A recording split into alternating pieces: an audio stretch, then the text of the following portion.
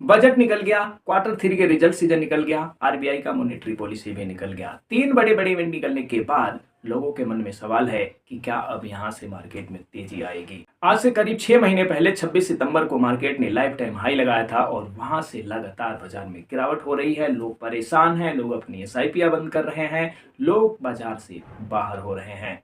ये जो तीन बड़े बड़े इवेंट निकले हैं, इनका बाजार पे असर क्या होगा? क्या ये लमसम करने का आखिरी मौका है? क्या यहाँ से बाजार में तेजी आएगी? इन सभी सवालों के जवाब आपको इस वीडियो में मिलने वाले हैं। नमस्कार दोस्तों, मेरा नाम है अभिमन्यु और स्वागत है आप सभी का मिशन मंसियार में। दोस्तों, मैं एमपी द्वारा रजिस्टर्ड एक म्यूचुअल फंड डिस्ट्रीब्यूटर हूं। इसके साथ साथ पिछले कुछ सालों से म्यूचुअल फंड में इन्वेस्ट करता हूं। अब तक का 14 लाख रुपए से ज्यादा का पोर्टफोलियो है, जिसे जल्द से जल्द 1 करोड़ बनाना है। आपकी भी लाइफ में कुछ इस तरह का मिशन है, सपना है, तो इस वीडियो को लाइक करके, चैनल को सब्सक्राइब करके इस मिशन मंसियार की जर्नी से जुड़ जाइए। आइए साथ में आगे बढ़ते हैं। पिछले एक महीने में जो बड़े बड़े इवेंट हुए हैं, उनमें से एक था क्वार्टर थ्री के कंपनियों के रिजल्ट। क्वार्टर टू के रिजल्ट अच्छे नहीं आए थे और एफआई की सेलिंग की वजह से बाजार लगातार गिरता रहा। लेकिन क्वार्टर थ्री के रिजल्ट थोड़े से अच्छे आए हैं, लेकिन इतने भी अच्छे नहीं आए हैं कि बाजार में इसकी वजह से तेजी आए और एफआई यहाँ पे खरीदारी करे। तो एफआई का सेलिंग जारी है। क्वार्टर थ्री के रिजल्ट बहुत अच्छे नहीं आए हैं, तो बाजार में अभी भी गिरावट का माहौल बना हुआ है। दूसरा सबसे बड़ा इवेंट था बाजार के लिए बजट। बजट काफी अच्छा बताया जा रहा है और इस बजट में 12 लाख तक साल का कमाने वाले लोगों को अब कोई टैक्स नहीं देना है, जो कि पहले 7 लाख हुआ करता था। लेकिन फिर भी इस बजट से बाजार में कोई जोश नहीं आया, वैसे ही गिरावट जारी रही। बजट में सब कुछ ठीक होने के बाद भी इस बाजार को इस बजट से कोई सपोर्ट नहीं मिला। हालांकि कुछ लोगों का कहना है कि सरकार ने 12 लाख तक इनकम फ्री कर दिया है। अब हमें सोचना है कि साल के 12 लाख कैसे कमाना है। तीसरा सबसे बड़ा इवेंट था आरबीआई का मॉनेटरी पॉलिसी। ये भी निकल चुका है और इस पॉलिसी में 25 बेसिस पॉइंट का 2020 के बाद यानी 5 साल के बाद रेट कट किया गया है। अब ये भी मार्केट के लिए बहुत अच्छा है, लेकिन मार्केट अभी भी वही है। अब बैंकों को आरबीआई द्वारा सस्ता लोन मिलेगा, जो कि आगे लोगों को इस सस्ते में लोन दे पाएंगे। करंट में जिन लोगों का होम लोन और कार लोन वगैरह चल रहा है, उनमें उनकी ईएमआई भी अब कम हो जाएगी। इससे भी लोगों के हाथों में कुछ पैसा आएगा, लिक्विडिटी बढ़ेगी और बाजार में तेजी आने की संभावना है। लेकिन फिलहाल ऐसा होता हुआ कुछ भी नजर नहीं आ रहा है। ये जो तीनों इवेंट निकले हैं, ये तीनों इवेंट पॉजिटिव हैं, बाजार के लिए अच्छा है, लेकिन फिर भी बाजार में तेजी कहीं से नहीं दिख रही है। सब कुछ फ्लैट है, सारा मामला फ्लैट है और कारण है एफआई की सेलिंग। हर महीने 26,000 करोड़ हम एसआईपी के माध्यम से इस बाजार में डाल रहे हैं, लेकिन वहीं एफआई हर महीने 50,000 करोड़ यहाँ से सेल कर देते हैं।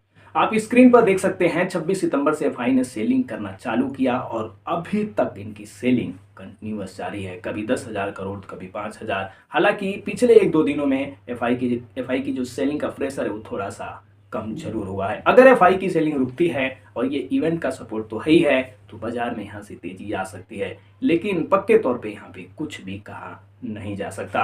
अब सवाल यहाँ पे यही है कि भैया आप करें तो क्या करें? बाजार में बने रहें या निकल जाएं या और लमसम करें, एसआईपी रोक दें, एसआईपी चालू करें, करना क्या चाहिए? देखिए, अगर आप लॉन्ग टर्म के विजन से इन्वेस्ट कर रहे हैं, अगर आपके पास कम से कम 5 सालों का समय है या इससे ज्यादा का समय है, तो आप निश्चिंत होकर यहाँ पे भी लमसम इन्वेस्ट कर सकते हैं। जो एसआईपी चल रही है, जैसे चल रही है, उसको ऐसे ही चलने दीजिए। अभी भी बाजार ऊपर से 12 से 13% नीचे है, तो लमसम करने का बहुत बढ़िया मौका है। मुझे नहीं पता और ना ही किसी को पता है कि बाजार यहाँ से और गिरेगा या बढ़ेगा। जो होगा स्क्रीन पर होगा, हमारे सामने होगा, लेकिन अभी जो हुआ है वो यही बता रहा है कि अगर हमें कुछ लमसम करना है तो यहाँ पे किया जा सकता है। सरकार द्वारा जो अहम फैसले लिए गए हैं इन 3 इवेंट में, इसका असर हमें तुरंत नहीं दिखेगा। आने वाले 3-4 महीनों बाद जब हमें क्वार्टर 4 के रिजल्ट आएंगे, कंपनियों के रिजल्ट अगर अच्छे आने लगते हैं, वहां पे फिर एफआई की वापसी हो सकती है। और एफआई खरीदे या ना खरीदे, बेचना बंद कर दे, तो बाजार को बढ़ाने के लिए हमारे एसआईपी के ही पैसे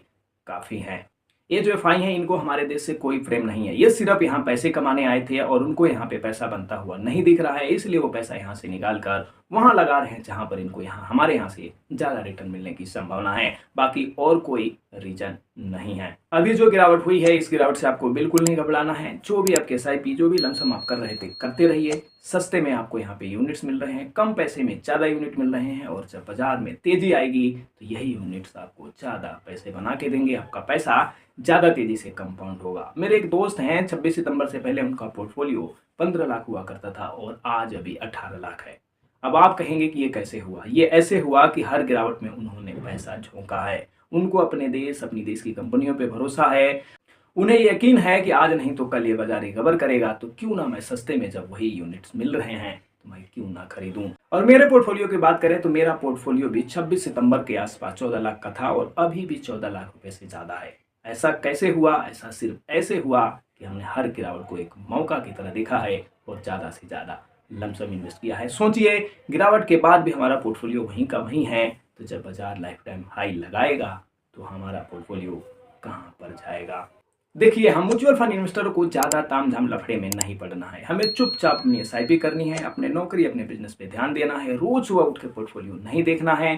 पैसा बनाना, रिटर्न देना मार्केट का काम है, हमारे हाथ में कुछ भी नहीं है। हमारे हाथ में सिर्फ एक चीज है कि टाइम पे हमारी एसआईपी जानी चाहिए, हर गिरावट में कुछ लमसम होना चाहिए और कुछ भी हमें नहीं करना है।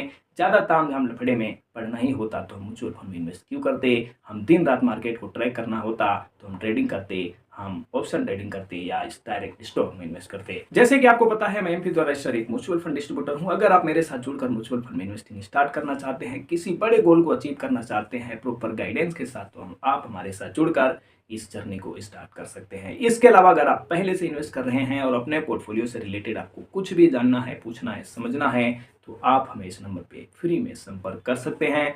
बस आपको इस वीडियो को लाइक कर देना है, चैनल को सब्सक्राइब कर देना है, इस मिशन मंसियार की जर्नी से जुड़ जाना है। आइए साथ में आगे बढ़ते हैं। जल्दी ही मिलेंगे नेक्स्ट वीडियो में। धन्यवाद। जय हिंद।